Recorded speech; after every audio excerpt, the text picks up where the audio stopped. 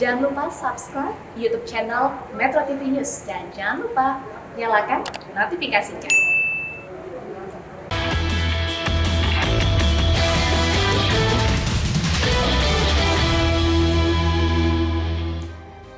Pemirsa, beragam peristiwa terjadi selama tahun 2021, tahun di mana pandemi COVID-19 masih belum juga usai.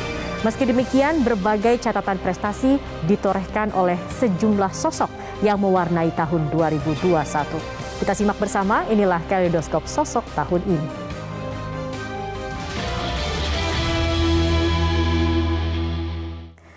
Menteri Pendidikan, Kebudayaan, Riset, dan Teknologi Nadiem Makarim sudah merancang sejumlah program bagi pelajar untuk menuntut ilmu di tanah air untuk mewujudkan talenta era digital.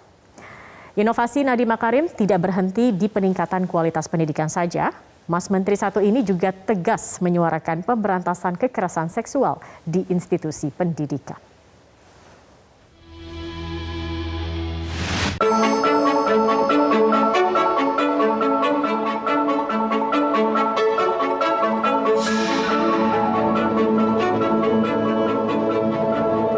Menuntut ilmu kini tak harus jauh-jauh ke negeri Cina.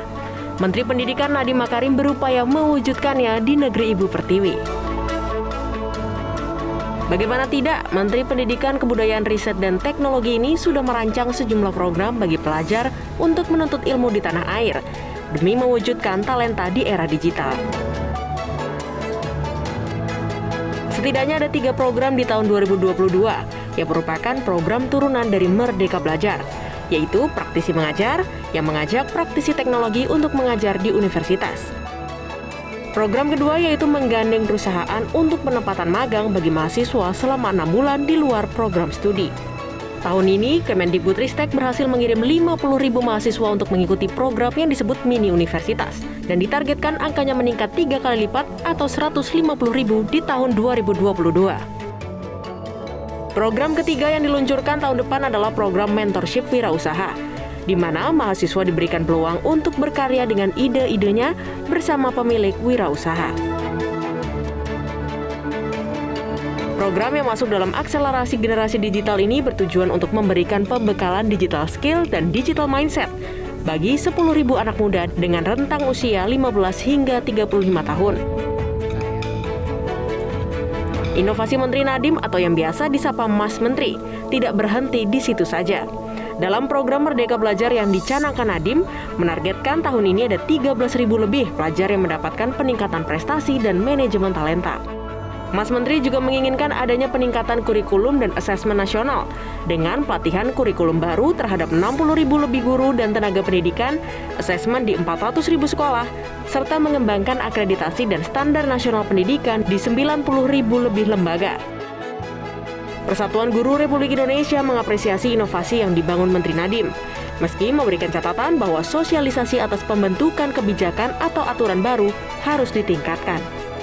Kebijakan yang ada ini tiba-tiba gitu, jadi tanpa ada uji publik, melibatkan stakeholder dan sebagainya. Yang kedua, dan kami percaya juga bahwa pemerintah juga akan membawa bangsa ini akan lebih baik dalam kurikulum tadi. Misalnya contoh yang paling dekat adalah tentang kurikulum di SMA perubahan. Kami menyambut positif kalau misalnya itu dalam kurikulum dimasukkan kembali mata pelajaran komputer dan mata pelajaran yang berbasis era industri 4.0.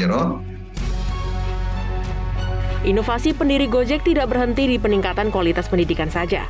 Mas Menteri satu ini tegas menyuarakan pemberantasan kekerasan seksual di institusi pendidikan melalui Peraturan Menteri Nomor 30 Tahun 2021 tentang pencegahan dan penanganan kekerasan seksual atau PPKS di lingkungan perguruan tinggi. Pasalnya, menurut data Komnas Perempuan di tahun 2020, terdapat 962 kasus pelecehan dan kekerasan seksual yang dialami perempuan. Data ini kemudian diperkuat dengan survei Kemendikbud di tahun yang sama.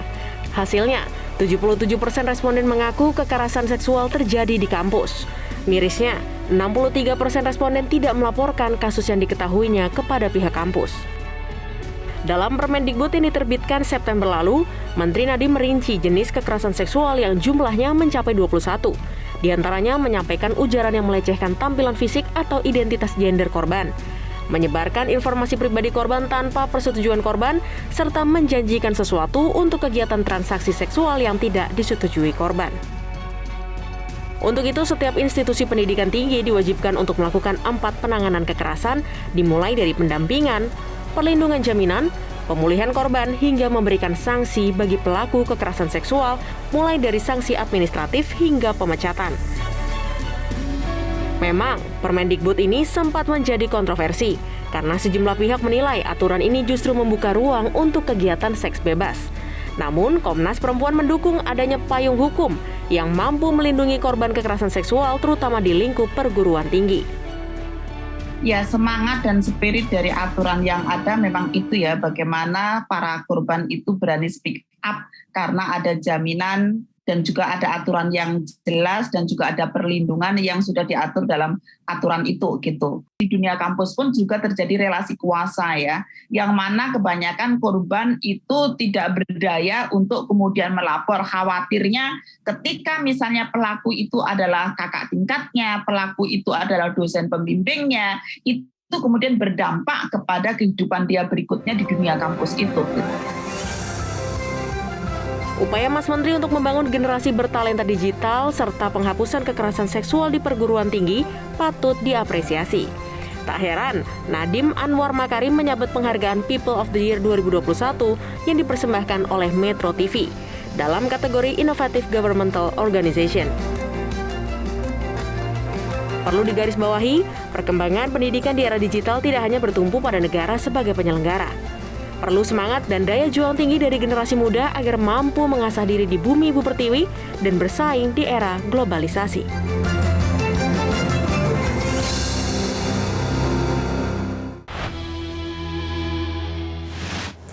Sosok tahun ini berikutnya ada Gubernur Jawa Timur Khofifah Indar Parawansa yang mendorong strategi bergotong royong masyarakat sebagai salah satu cara untuk menangani pandemi COVID-19. Kami akan hadirkan informasinya sesaat lagi, tetap bersama kami.